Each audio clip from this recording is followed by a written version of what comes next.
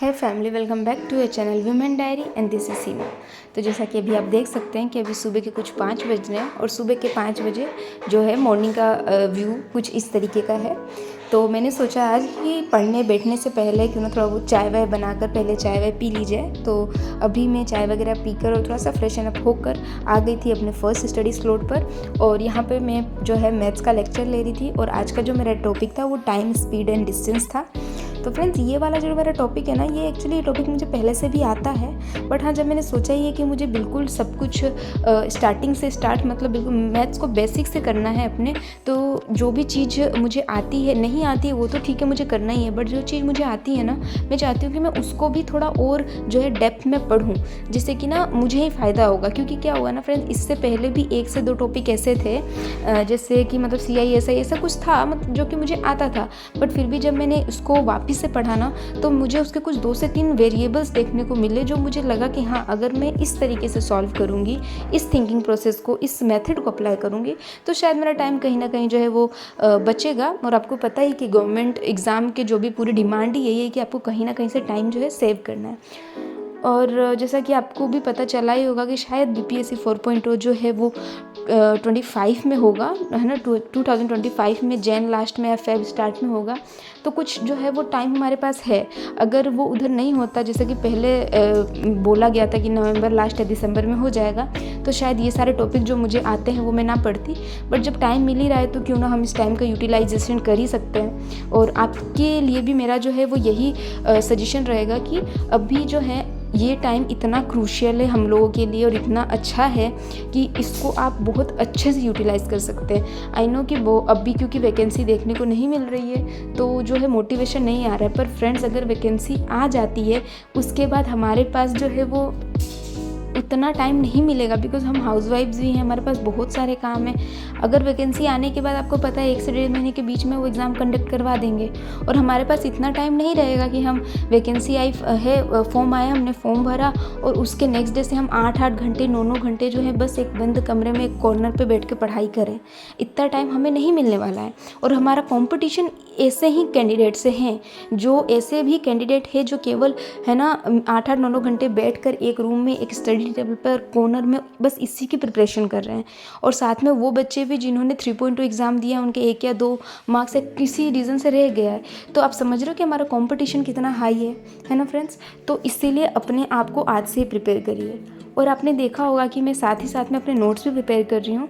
तो फ्रेंड्स, है ना, मुझे जो है ऐसा लगता है कि जब हम कोई चीज़ पढ़ते हैं और साथ में उसके नोट्स बनाते हैं तो हमारी ना बहुत सारे सेंसेस उसमें इन्वॉल्व हो जाते हैं। हम एक तो देख रहे हैं, सुन रहे हैं और साथ में हम लिख रहे हैं। जब हम लिखते हैं ना तो हमारा माइंड जो है ना वो वर्क करना थोड़ा ज़्यादा और अच्छे से स्टार्ट कर देता है। और साथ ही साथ में अगर हम हमारे खुद के जो हैंड रिटन नोट्स को बाद में पढ़ते हैं ना तो हमें समझ में आ जाता है। बाई चांस अगर हम कोई टॉपिक पढ़ रहे हैं, जैसे मैं अभी ये टाइम, स्पीड एंड डिस्टेंस पढ़ रही हूँ और इसमें सर ने ना बहुत 2 से 4 मतलब अलग अलग वेरिएशन मेथड्स बताए हैं। और जब सर कर रहे हैं तब तो हमें ये चीज़ें क्वेश्चन लगता है ईजी है, हमसे हो जाएगा, लेकिन हम जब बाद में खुद करने बैठते तो हम ये भूल जाते हैं, क्योंकि हमारे पास प्रैक्टिस नहीं होती ना। हमने बस एक बार देखा ही तो था सर को सॉल्व करते हुए, लेकिन जब हमारे पास हमारे वो नोट्स होंगे ना तो हमें पता चलेगा अच्छा उस समय हमने ये मेथड यूज़ किया था, ये वाला ट्रिक सर ने अप्लाई किया था। तो हमारे पास क्या रहा, बार बार हम वो वीडियो तो नहीं जाके देख सकते, तो हमारे पास हमारे नोट्स रहेंगे, इसको हम रिवाइज कर सकते हैं। एंड उसके साथ साथ जो हमारा है ना एक्यूरेसी, हमारी स्पीड और जो हमारा कमांड है उस टॉपिक पे वो जो है बढ़ जाएगा, अच्छा हो जाएगा। तो मैं आप सबको भी यही सजेस्ट करूँगी, स्पेशली मैथ्स में अगर आप पढ़ रहे हो, या फिर मतलब मैं तो खैर हर सब्जेक्ट में बनाती हूँ, अगर आप पढ़ रहे हैं, कोई भी एक सब्जेक्ट आपने उठा रखा है और लेक्चर ले रहे हैं, तो मैं आपसे बोलूँगी कि आप उसके नोट्स ज़रूर बनाइए और जितना हो सके उतना जो है उस नोट्स को ना अपने मतलब कम पेजों में ही समेटने का सोचिए, क्योंकि अगर बहुत ज़्यादा हो जाता है तो उसको देख के ही हम डर जाते हैं, तो हमसे फिर वो नहीं पढ़ा जाता है ना फ्रेंड्स। तो जैसा कि अभी आप देख सकते हैं कि अपने जो है सुबह 1-1.5 घंटे की पढ़ाई कर ली और 1.5 घंटे की 5 बजे उठने के बाद भी, ये मेरे साथ पहली बार हुआ इतने दिनों में कि 5 बजे उठने के बाद भी 1.5 घंटे की पढ़ाई मैंने बिल्कुल फ्लोलेसली कर ली थी। वो इसलिए क्योंकि आपने देखा होगा कि आरवी भी जो है वो अभी तक सोई हुई थी, और इसके बाद जो घर का काम वगैरह था सब कुछ करने के बाद जो है मैं वापस से अपने सेकंड स्टडी स्लॉट पे आ गई थी। और दोपहर में आरवी को सुला दिया था, उनको वो सो गई थी, तो वापस ऑफकोर्स मेरे पास टाइम था, दोपहर का टाइम। एंड देन देन अगर दोपहर में नींद आती है तो इसके ऊपर मैंने एक वीडियो बनाया है फ्रेंड्स, आप जाके देख सकते हैं कि आप क्या क्या जो ट्रिक अप्लाई कर सकते हैं।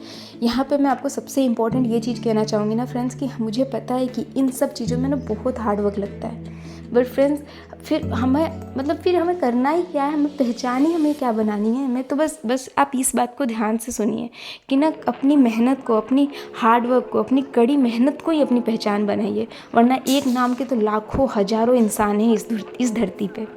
एक नाम के बहुत सारे लोग हैं, बट अगर आपको अपनी आइडेंटिटी थोड़ी डिफ्रेंशिएट करनी है दूसरे लोगों से तो अपने हार्ड वर्क का रास्ता चुनिए, है ना।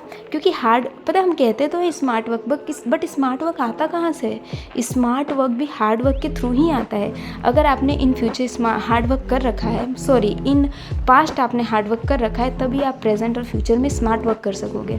इन द सेंस हम जब रेशियो के क्वेश्चंस बनाते हैं, परसेंटेज के क्वेश्चंस बनाते हैं, हमें पता रहता है कि 20% इट मीन्स 1/5, 25% इट मीन्स 1/4। वो ऐसा क्यों है? क्योंकि कहीं ना कहीं हमने पहले उस चीज़ को ना हार्ड वर्क किया है, उसको हमने लर्न किया है, उसके क्वेश्चन इतने सॉल्व किए हैं कि अब हमें उसकी ट्रिक याद हो गई है। तो फ्रेंड्स हार्ड वर्क से ही स्मार्ट वर्क निकल के आता है। और बस इतना करिए कि हमें कल को ना जो है इस हमारी मेहनत के थ्रू ही हमें क्या हो, कुछ ना कुछ हम अपना जो सक्सेस है वो हमें मिल जाए। और हम, क्योंकि आपको पता ही है कि सक्सेस का जो एस होता है ना, सक्सेस का एस ही हमको बोलता है इट मीन्स सेक्रीफाइस, है ना। तो हमें चीज़ों को सेक्रीफाइस करना है, तभी हम पढ़ सकते हैं, तभी हम कल को कुछ बन सकते हैं। और भाई हम बनेंगे तो ऑफकोर्स हमें तो खुशी होगी, क्योंकि भाई हमने इतनी हार्ड वर्क तो किया ही है। लेकिन आप सोच रहे हैं कि हमारे साथ साथ हमारे पेरेंट्स को कितनी ज़्यादा खुशी होगी। क्योंकि शादी के बाद क्या होता है ना कि हम भी अपने पेरेंट्स से उम्मीद करना छोड़िए, हम अपने पेरेंट्स के प्रति बहुत ज़्यादा कहते हैं ना कि अब हो गया जो है वो ससुराल ये वो। और कहीं ना कहीं हमारे पेरेंट्स भी हमारे प्रति, उनको हमसे कोई ऐसा इतना ज़्यादा उम्मीद नहीं रहती है कि हम अब कुछ करेंगे, अब कुछ अचीव करेंगे, या फिर अब उनका जो है वो नाम रोशन करेंगे।